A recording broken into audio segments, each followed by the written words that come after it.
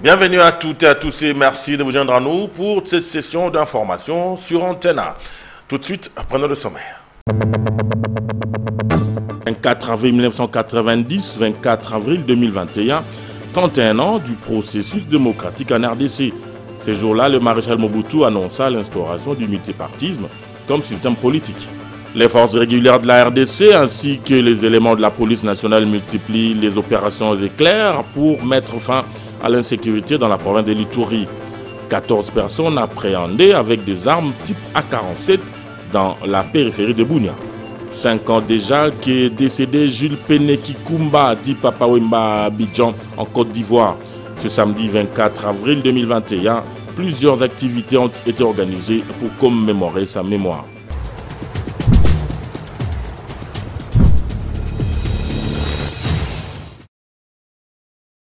Le président Félix-Antoine Tshisekedi s'est incliné aux côtés du président français Emmanuel Macron devant la dépouille mortelle du président Idriss Déby Itno à la place de la Nation. C'était le vendredi 23 avril 2021 lors des obsèques du maréchal du Tchad. La suite avec nos confrères de la presse présidentielle.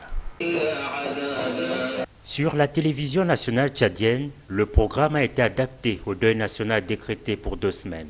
Dans les rues de Djamena, la capitale, l'atmosphère est morose. La ville est calme et fortement militarisée. À l'aéroport international Hassan Djamouz, le trafic est fluide. Les délégations se succèdent pour assister aux obsèques du maréchal président Idriss Déby Itno, mort le mardi 20 avril 2021 des suites des blessures sur le champ de bataille, selon l'armée. C'est à 9h30 que l'avion présidentiel de RDC a atterri sur la piste de cet aéroport. À son bord, le président de la République démocratique du Congo et président en exercice de l'Union africaine, Félix-Antoine Tshisekedi Tshilombo, accueilli par le vice-président du Conseil militaire de transition, le général de division Djimadoum Tireyana et un comité restreint d'accueil de la République démocratique du Congo. Aussitôt accueilli, Félix Tshisekedi a été conduit à la place de la Nation au 2e arrondissement de la ville pour assister aux obsèques nationales. Dans la tribune, plusieurs chefs d'État et de gouvernement, une dizaine au total, parmi lesquels le président français Emmanuel Macron. 3 temps forts ont marqué la cérémonie. D'abord, les hommages militaires avec l'entrée sur la place de la Nation de la dépouille d'Idriss Déby Itno. 21 coups de canon ont retenti lors de ces hommages. S'en est suivi le recueillement devant la dépouille par le chef d'État et de gouvernement. Le président en exercice de l'Union africaine, aux côtés du président français Emmanuel Macron, se sont inclinés devant le cercueil du maréchal tchadien. Leurs homologues ont aussi rendu hommage au défunt Idriss Déby Itno. Et le grand chancelier a été invité par la suite à déposer les attributs du maréchalat sur le cercueil. Des témoignages émouvants ont été faits par la première dame, épouse du défunt, et par 2 fils Itno. Le président Félix-Antoine Tshisekedi était le premier de chefs d'État à prendre la parole. Dans sa casquette de président en exercice de l'Union africaine, il s'est dit consterné par ces disparitions et a promis l'accompagnement de l'Union africaine dans cette période de transition. Puisse le sacrifice consenti par son Excellence, le président Idriss Déby Itno, cimenter votre unité et votre attachement aux valeurs démocratiques et constituer le terreau de l'essor et du développement de votre chère République. À ce titre, soyez assurés de l'accompagnement de l'Union africaine dans cette période de transition que nous souhaitons pacifique, inclusive et démocratique, conformément à la loi fondamentale de votre pays. Toujours en rapport avec la transition voulue pacifique et démocratique, le président français Emmanuel Macron, prenant la parole, a rassuré que la France ne laissera jamais personne remettre en cause la stabilité et l'intégrité du Tchad. L'oraison funèbre était la dernière partie de la cérémonie avant le départ des officiels. La dépouille du maréchal du Tchad a été solennellement remise à la famille du défunt pour une inhumation dans une stricte intimité dans son village d'Amdjaras. «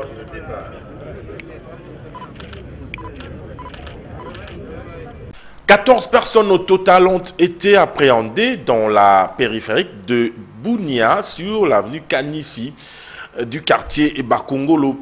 C'était au cours des opérations éclairs de la 32e région militaire et de la police nationale congolaise que ces hommes ont été pris la main dans le sac. Reportage.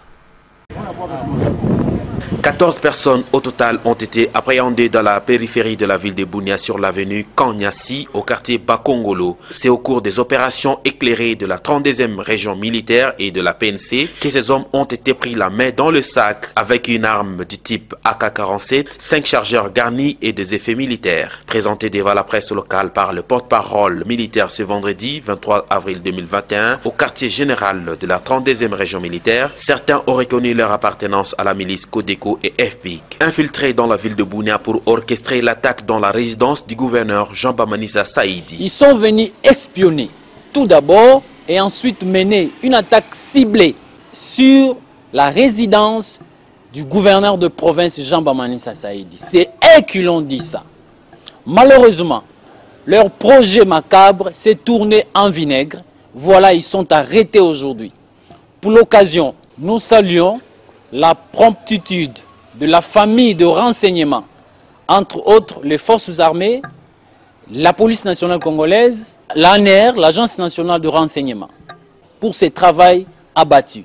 Et ensuite, nous encourageons et nous appelons notre population à continuer à collaborer avec les forces de défense et de sécurité pour étouffer toute tentative d'infiltration dans la ville de Bunia.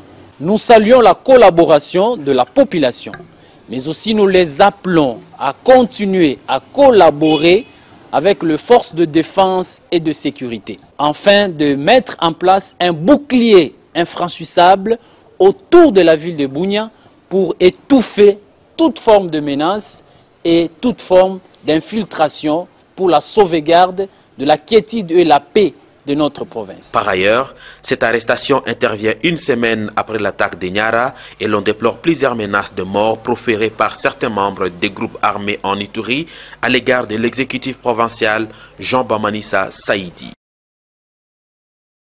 On reste dans la zone pour vous signaler que les femmes de l'Ituri ont exprimé leur désolation par des pleurs et des prières sur l'insécurité persistante dans leur contrée. Elles demandent l'implication des autorités tant nationales que provinciales pour la cessation des hostilités. C'était lors d'un sit-in organisé le vendredi 23 avril 2021 à travers toute la province de l'Ituri. Suivez. Vêtus de pagne frappés au motif de 8 mars et des blouses noires ainsi que d'un foulard blanc sur la tête, assises par terre sous un soleil caniculaire, des larmes aux yeux, ces femmes de l'Ituri implorent les dieux tout-puissants pour le retour de la paix. On pouvait lire sur le bout de papier qu'elles tenaient en main « Non aux tueries, Tunataka Salama, arrêtez de nous violer ». Tout de même, elles formulent quelques recommandations. Nous demandons aux autorités tant nationales que provinciales de mettre fin le plus rapidement possible aux exactions, aux attaques et aux troubles qui se déroulent dans la province de l'Ituri et de rétablir une paix durable pour la population. De finaliser le processus de démobilisation, de désarmement, démobilisation et réinsertion entamé avec les FRPI et d'accélérer les démarches de DDRC pour tous les autres groupes. Par rapport à la turbulence politique entre les deux institutions de la province, les femmes de l'Ituri sont claires.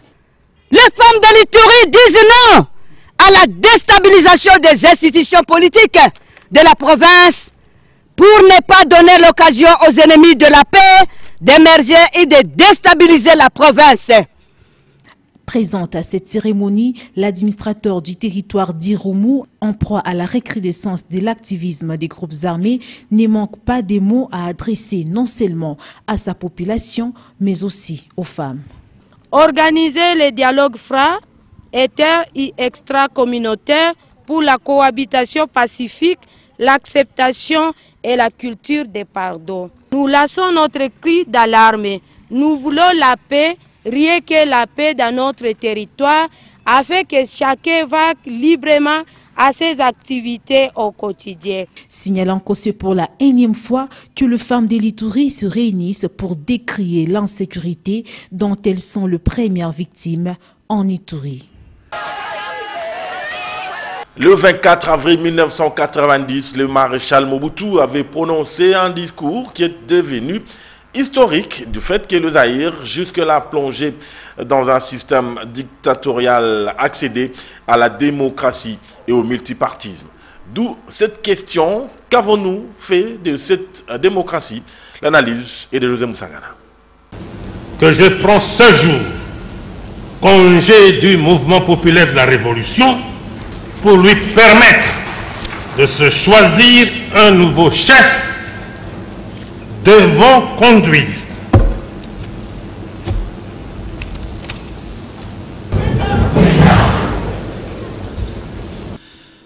Ainsi pleura le maréchal.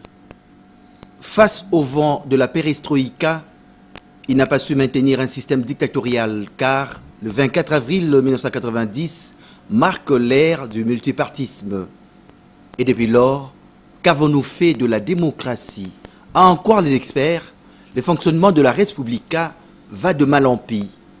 Et pour cause, la prophétie de l'homme de Kawele risque de s'accomplir car, de son vivant, il disait « Après moi, c'est le déluge ». Déluge parce qu'effectivement, l'homme congolais ne s'est pas adapté à cet envol démocratique, d'autant plus que la République démocratique du Congo regorge à nos jours nombre de politiciens, voire une pléthore de partis politiques, mais trop peu d'hommes d'État. La démocratie, comprise comme pouvoir du peuple pour le peuple et par le peuple, souffre dans son application. C'est dire que l'on compte des politiciens qui ne visent que leurs intérêts personnels au lieu de tenir compte des desiderata de la population. Les mentalités de l'ancien régime, parsemées par les antivaleurs, ont été amplifiées tout au long des régimes qui ont suivi.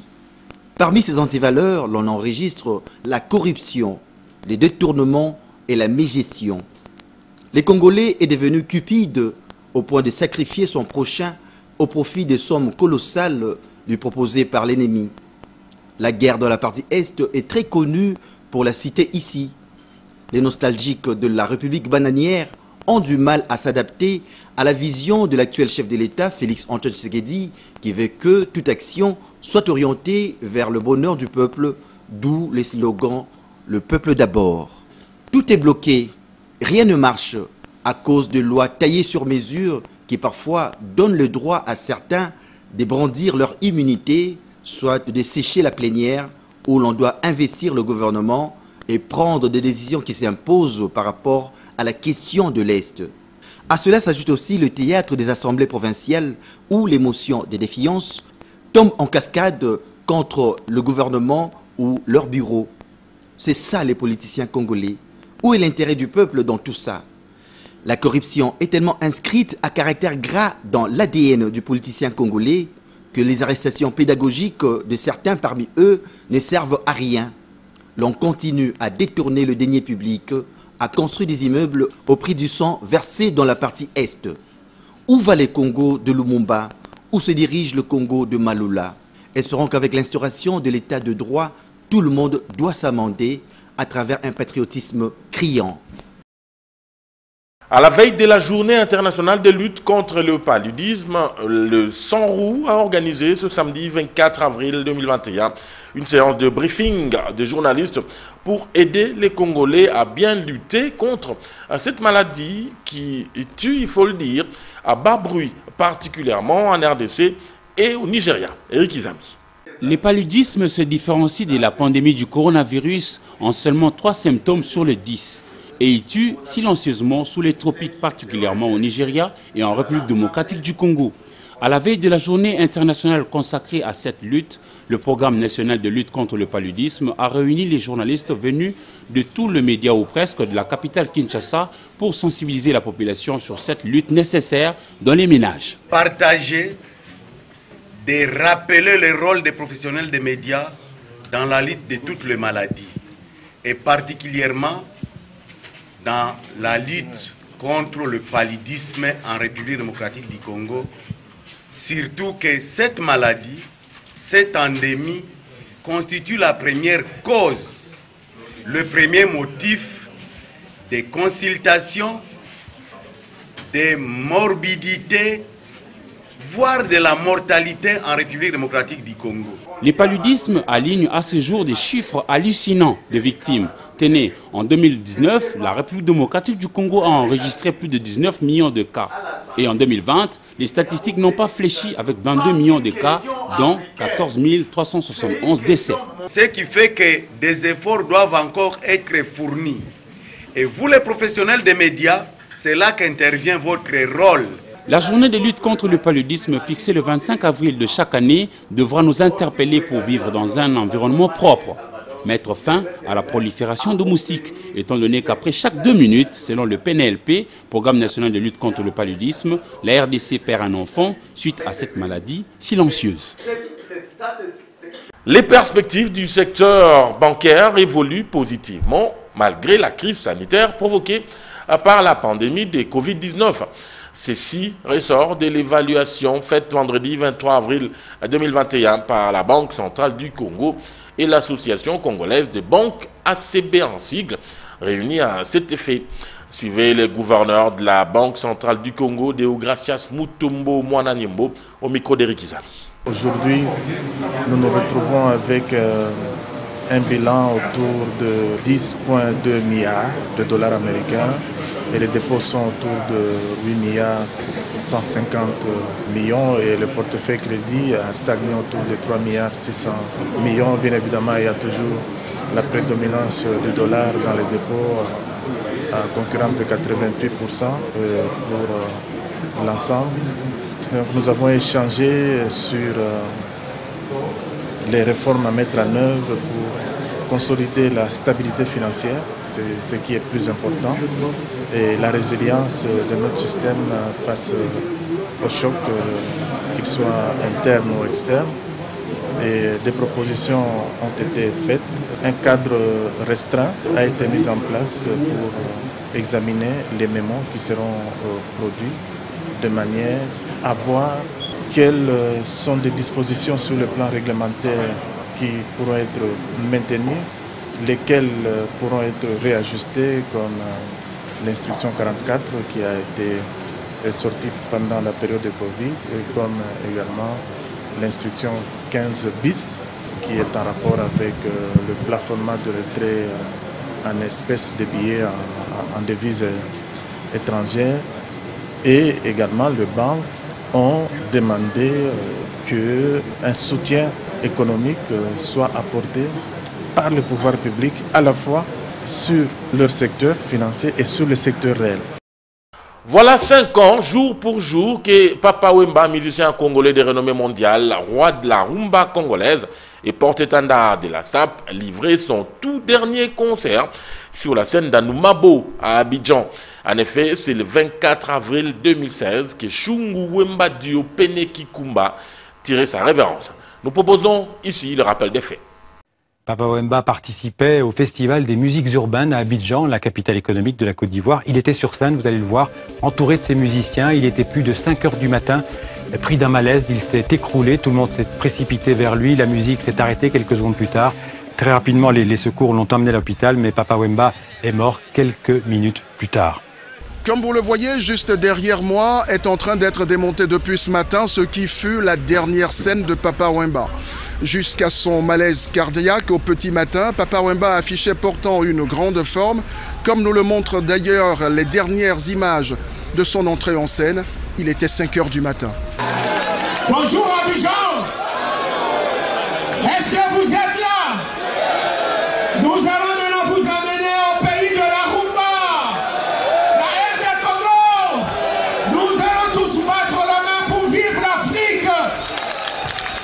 Puis 1, 2 morceaux et quelques minutes plus tard le malaise. C'est la gorge nouée qu'Assalfo annonçait ce matin en conférence de presse le décès de celui qui restera pour l'Afrique l'un de ses plus dignes représentants artistiques. Ce matin, nous avons rencontré Ismaël, revenu sur cette scène un peu comme pour se recueillir. Hier, il avait eu la chance de prendre avec Papa Wemba sa toute dernière photo. Il me regardait et qui me disait « Ah mon fils, tu es très bien habillé, tu as de l'avenir, continue comme ça ».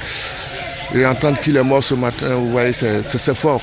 Dans le quartier populaire d'Anoumambo, c'est l'émotion doublée d'une grande tristesse. Décédé de cette manière-là, ça veut dire que vraiment, il était né avec. Et il est parti avec tous les honneurs, je dirais. La 9e édition du Festival des musiques urbaines d'Anoumambo se termine sur des notes de grande tristesse. L'Afrique vient de perdre l'un de ses plus dignes représentants de sa musique. Papa Wemba avait 66 ans. Parlons sport à présent, clôture à Kananga du championnat provincial de football féminin. L'équipe des Loulous à Sainte-Marie a remporté la coupe devant la FDDK de Chikapa. 2-0, c'est le score final qui a sanctionné cette rencontre. Ces deux équipes, il faut le dire, représenteront les Kasaï centrales à la Coupe du Congo. Soleil Toumba Moufika est notre correspondant sur place. Qui commence bien, finit bien, dit-on.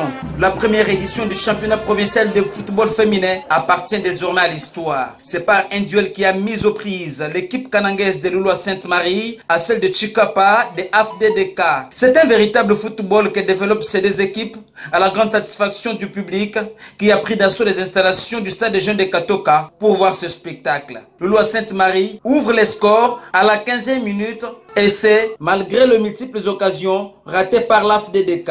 Ce score reste d'un but à la mi-temps. Des retours au vestiaire, AFDDK opère plusieurs changements, dont la gardienne de but qui a connu de malaise. Et cela profite également Loulou à Sainte-Marie qui appuie sur son accélérateur et alourdit les scores sur un coup franc exécuté. Et c'est un autobi. 2-0. C'est le score qui a permis Loulou à Sainte-Marie à être sacrée championne de cette première édition organisée par la Commission provinciale de football féminin Kasaï Occidental.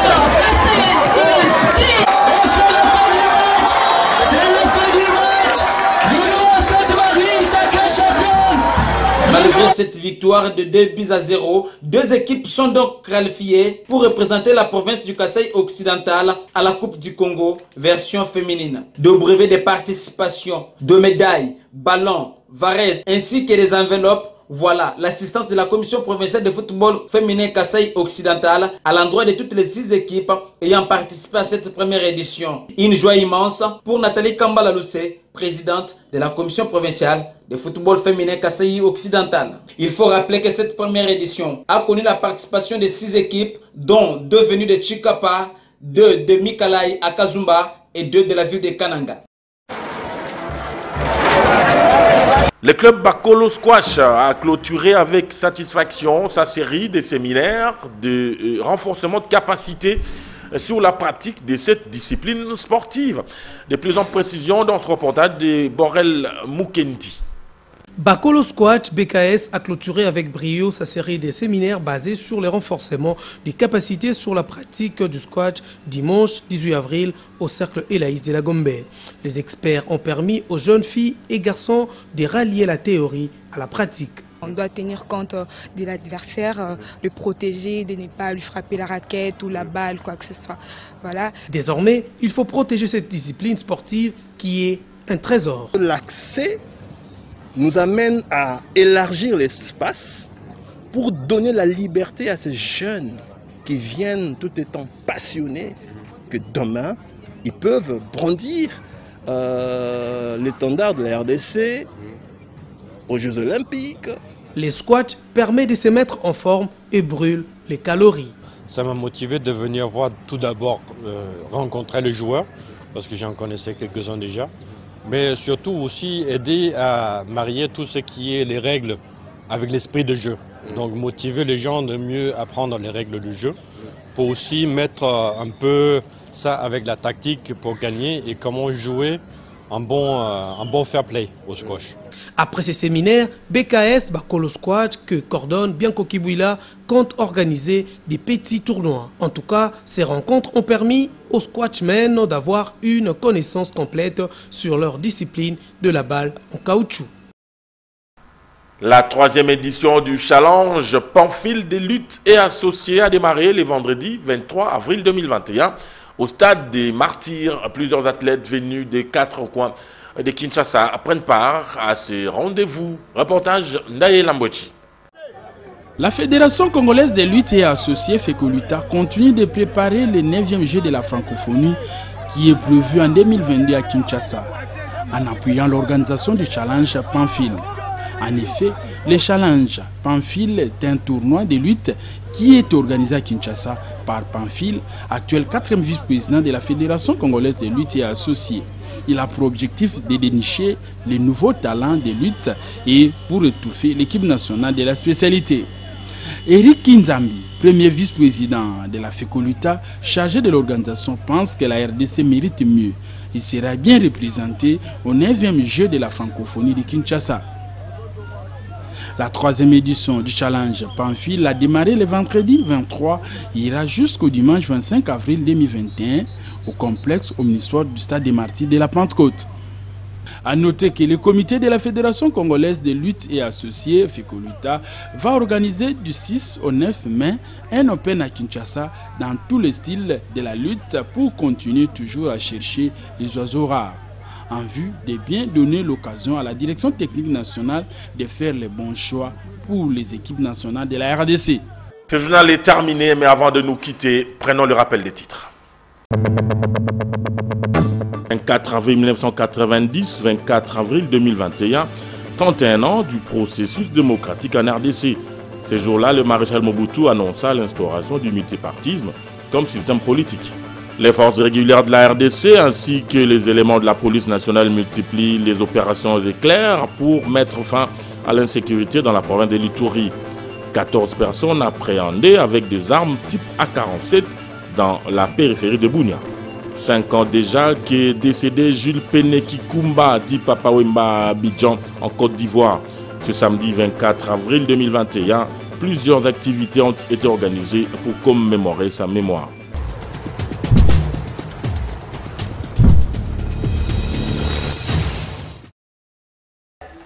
Ça n'est fini pour cette session d'information. Au nom de toute la grande équipe qui m'a accompagné, je pense là à Léonard Moimeri qui était à la réalisation et à Papi Katassi qui en était le chef d'édition. Je vous dis un grand merci et vous souhaite une excellente soirée en compagnie du programme de la chaîne des références.